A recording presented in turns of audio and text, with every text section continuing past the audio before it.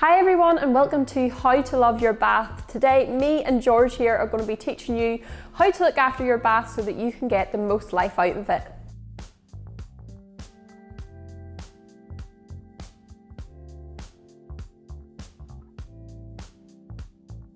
Learning how to maintain your bath really depends on what kind of bath you go for.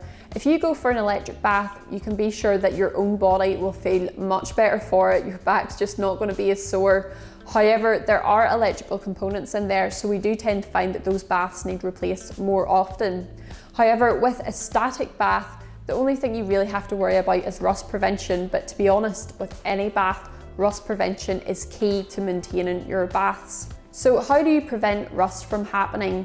Well, unfortunately, baths are made of metal, so they are going to rust inevitably. But what you can do is you can prevent that process from happening as quickly and happening as much, and that will maintain the life of the bath. So what we would always say, the number one thing to do is to dry down your bath at the end of every day.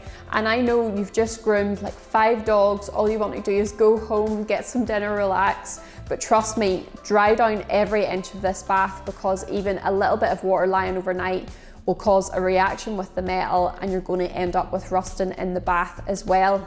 The next thing is making sure that you are cleaning your bath as regularly as you should. So after every single groom, make sure you give it a rinse down. Then at the end of the day, clean it with a disinfectant. So you could clean it with Hyper Cleanse Pro, you could clean it with something like Saflora even. Saflora is great between grooms as well, by the way. But one thing that we would say is make sure you're cleaning this with a stainless steel cleaner as well, because once again, this will help prevent rust. So after you do your disinfecting, give it a good old spritz with some stainless steel cleaner and your bath will be left rust-free for as long as possible.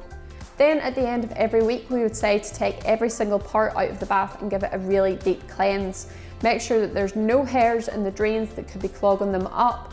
Give everything a really good cleanse with, again, something like Hyper Cleanse Pro, and really just get all of the dirt, all of the debris out there. And once again, make sure everything is really dry whenever you put it back in, because if that's water's being left over the weekend, then you're going to run into issues with rust again.